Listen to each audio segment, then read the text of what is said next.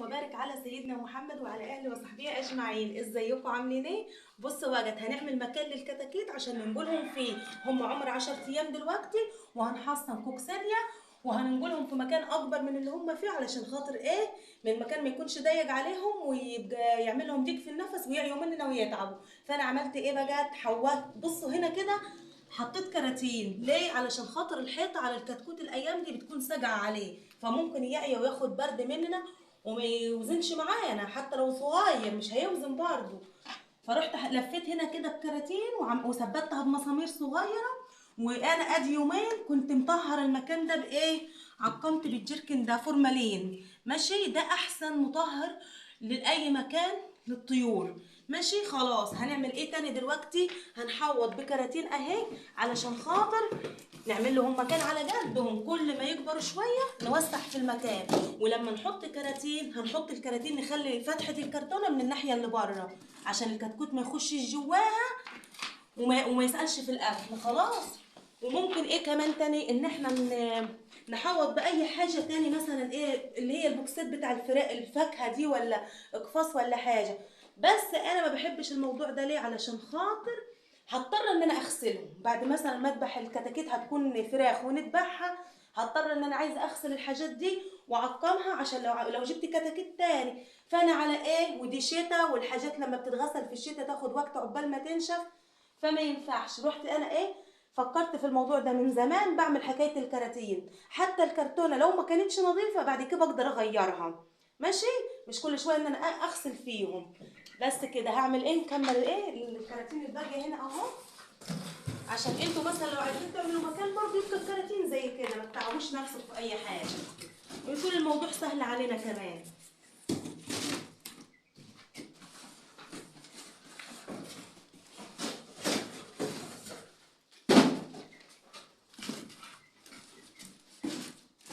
هنعمل ايه تاني؟ مثلا لو انتوا متعودين تحطوا وجير مطفي ماشي، حابين تحطوا بودرة بلاط ماشي، مش لازم يعني. انا ولا بحط ده ولا ده، انا بحط تبني. ليه؟ بكون معقمه كويس. هنحط تبني يا اما نشاره الموجود عندنا نحط منه.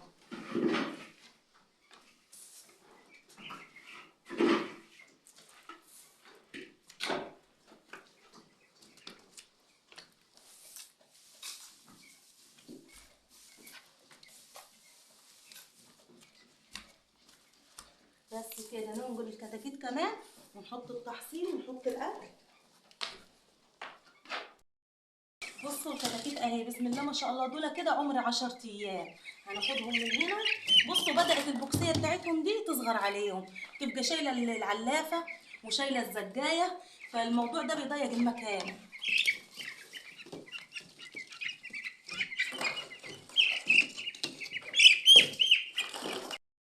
اهو مش هنقعد نشيل واحد ولا نحطهم كده ولا اي مشاكل. اهو بسم الله ما شاء الله عليهم. هنعمل ايه كمان بقى؟ بصوا العلف اهو. هما لسه لحد دلوقتي بياكل علف ناعم لمده 15 يوم او 16 يوم. لو فايت في العلافه دي شويه علف ناخدهم عادي مفيش مشاكل. هما مش بيكونوا ايه؟ مش نضاف، بيكونوا نضاف وحلوين. هنروح حاطين عليهم حاجه بسيطه كده، بصل حوالي بصلايه صغيره ونص ليمونه او ليمونه، مفيش مشاكل لو كترنا منه، مفيهوش ضرر ولا اي حاجه. وايه كمان؟ حاجه بسيطه، خل اهو، علشان خاطر لو كترنا في الخل هيخلي العلف طري وميبقاش صحي للكتاكيت. ماشي، نخليه ايه؟ منشف كده وحلو. البلحاصه انا بجيبها وبغليها، اخدي المغلي بتاعها في جزازه، وده البذور بتاعتها اهي، اخد منهم شويه كده على العلف مع البصل مع الثوم مع الحاجات دي. ماشي. والمغلي ده بعمل ايه فيه؟ على الزجايه بتاع الميه، واحط شويه. بس انا مش هحط دلوقتي علشان انا هحط لهم التحصين بتاع الكوكساديا. التحصين لمده 3 ايام او 4 ايام، مش اكتر من كده يعني. وفي حاجات تانية حلوة أنا عاملاها بترفع الوزن، بس مش هنحطها دلوقتي. وساعة ما نقعد نحطها للكتاكيت هقول لكم عليها. بصوا تحفة للكتاكيت، تفتح شهيتهم، خلوهم ياكلوا وما شاء الله يعني. هتتفرجوا بإذن الله، بس يحوش عنهم الوحش يعني. ادعوا الكتكوتات وحطوا لايك. بسم الله. اهو لازم يكون ايه، ما يكونش طري من البصل والحاجات دي. نرفع العلافه دلوقتي يا اما على جوانب يا اما على لو في بلاط ماشي. انا بحط لهم في الوقت ده وهم صغيرين كده في السن، عمرهم يعني 10 ايام 12 يوم، بنحط زي كده اهو. نرفع العلافه كده اهو ونجيب الزجايه كمان. بصوا بقى التحصين الكوكسيريا، طبعا كلنا عارفين الكيس ده والكيس ده بقى انا عندي، بس انا رحت جبت ده، قلت ايه احب الحاجه تكون موجوده في البيت بتنفع للطيور في اي وقت. الكيس ده بينضاف على الكيس ده، ونخلط الاتنين على بعض ونديهم لمده 4 ايام 3 ايام مفيش مشاكل. معلقه صغيره على الزجايه اللتر، ده احسن حاجه للكوكسيديا. وبعد كده بتابعهم، حسيت ان هم عندهم كوكسيديا بدي تاني مفيش مشاكل اهو.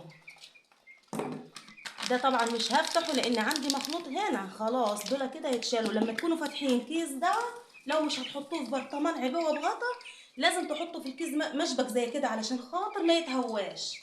والميه اهي بسم الله. وكل يومين 3 كده نغسل الزجايه، احنا كل يوم بنغسلها، بس كل يومين 3 كده نغسلها ايه كلور او خل وننضفها. مش لازم ندوب، انا كبيت الميه جامد فدوبت الدواء على طول.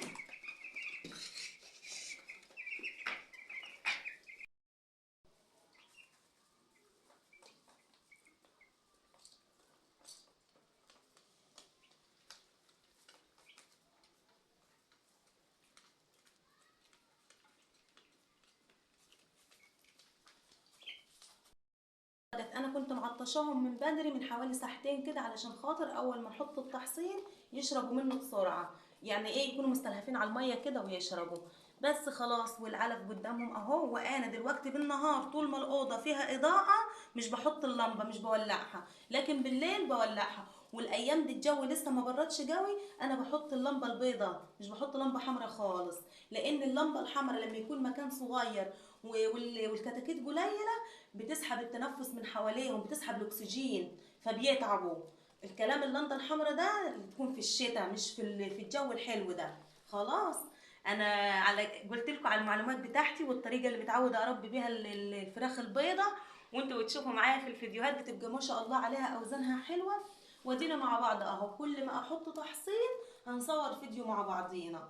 بس كده، ويا رب الفيديو بتاعنا النهارده يكون عجبكم وتكونوا بتستفادوا منه.